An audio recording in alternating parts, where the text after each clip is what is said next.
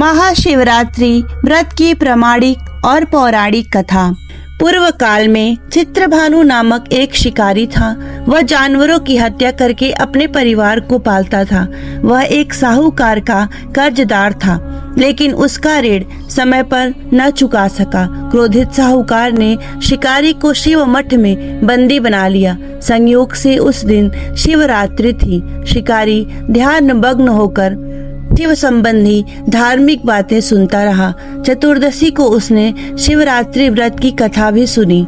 शाम होते ही साहूकार ने उसे अपने पास बुलाया और ऋण चुकाने के विषय में बात की। शिकारी अगले दिन सारा ऋण लौटा देने का वचन देकर बंधन से छूट गया। अपनी दिनचर्या की भांति वह जंगल में शिकार के लिए निकला, लेकिन दिन भर बंदी गृह में रहने के कारण भूख प्यास से व्याकुल था।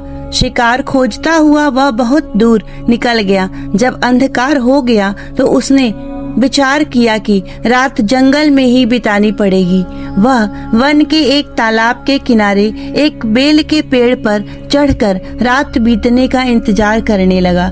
बिल्व वृक्ष के नीचे शिवलिंग था, जो बिल्व पत्रों से ढका हुआ था। शिकारी को उसका पता न चला। पड़ाव बनाते समय उसने जो टहनियां तोड़ी वे संयोग से शिवलिंग पर गिरती चली गईं। इस प्रकार दिन भर भूखे प्यासे शिकारी का व्रत भी हो गया और शिवलिंग पर बिल्व पत्र भी चढ़ गए। एक प्रहर बीत जाने पर जब एक गर्भिणी हिरणी तालाब पर पानी पीने पहुंची, शिकारी ने धनुष पर तीर चढ़ाकर ज्यों ही प्रत्यंचा खींची। हिरणी बोली, मैं गर्भिणी हूँ, शीघ्र ही प्रसव करूंगी। तुम एक साथ दो जीवों की हत्या करोगे, जो ठीक नहीं। मैं बच्चे को जन्म देकर शीघ्र ही तुम्हारे समक्ष प्रस्तुत हो जाऊंगी, तब मार लेना। शिकारी ने प्रत्यंचा ढीली कर दी और हिरणी जंगली झाड़ियों में लुप्त हो गई। प्रत्यंचा चढ़ाने तथा ढीली करने के वक्त कुछ बिल्वपत्र अनायास ही टूटकर शिवलिंग पर गिर गए।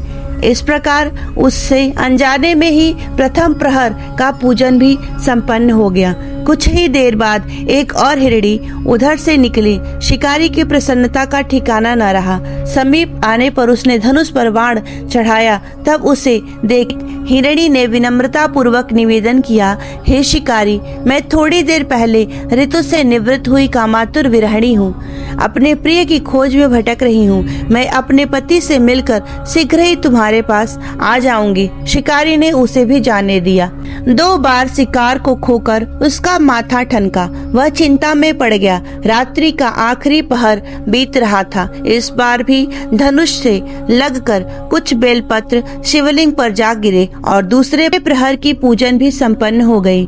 तभी एक अन्य हिरणी अपने बच्चों के साथ उधर से निकली। शिकारी के लिए वह स्वर्णिम अवसर था। उसने धनुष पर तीर चढ़ाने में देर नहीं लगाई। वह तीर छोड़ने ही वाला था कि हिरणी बोली, हे शिकारी, मैं इन बच्चों को इनके पिता के हवाले करके लौट आऊंगी। इस समय मुझे मत मारो। शिकारी हंसा और बोला, सामने आए शिकार को छोड़ दूं? मैं ऐसा मूर्ख नहीं। इससे पहले मैं 2 बार अपना शिकार खो चुका हूँ। मेरे बच्चे भूख प्यास से व्यग्र हो रहे होंगे।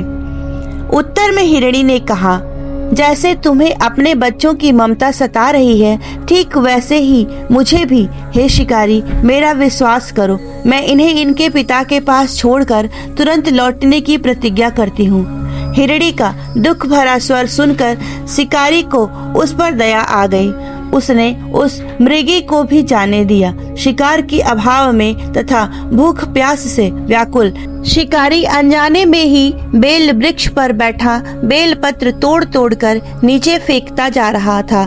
पाँव फटने को हुई तो एक हृष्ट पुष्ट मृग उसी रास्ते पर आया। शिकारी ने सोच लिया था कि इस शिकार को वह अवश्य मारेगा।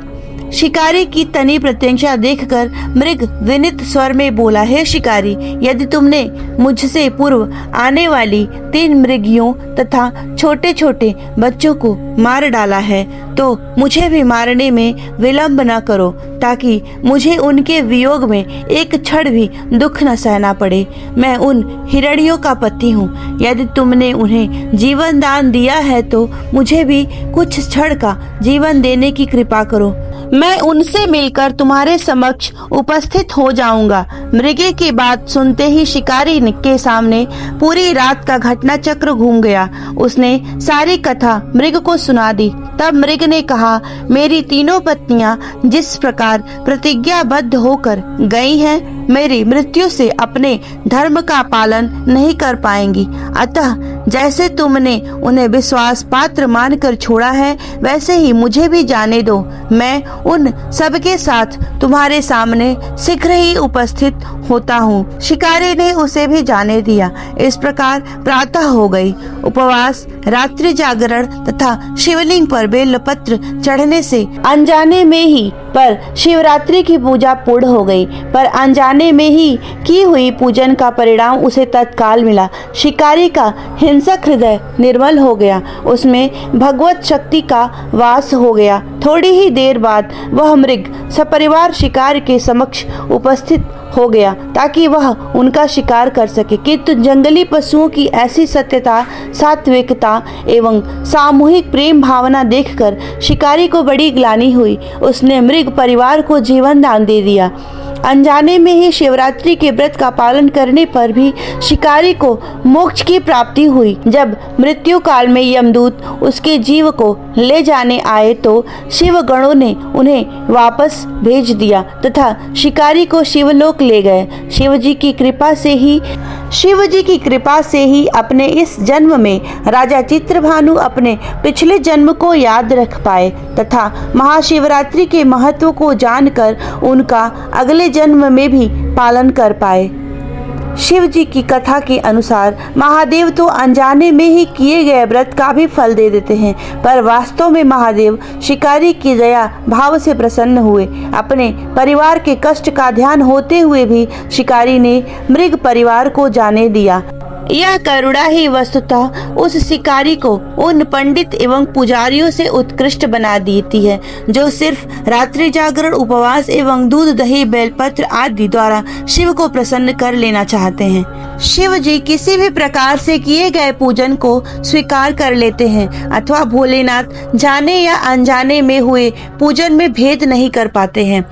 वास्तव में शिकारी शिव जी का पूजन नहीं कर रहा था, वह किसी भी तरह से फल की कामना भी नहीं कर रहा था। उसने मृग परिवार को समय एवं जीवन दान दिया जो कि शिव पूजन के समान है। शिव का अर्थ ही कल्याण होता है। उन निरीह प्राणियों का कल्याण करने के कारण ही वह शिव तत्व को जान पाया तथा उसका शिव जी से साक्षात्कार हुआ। परोपकार करने के लिए महाशिवरात्रि का दिवस होना भी आवश्यक नहीं है।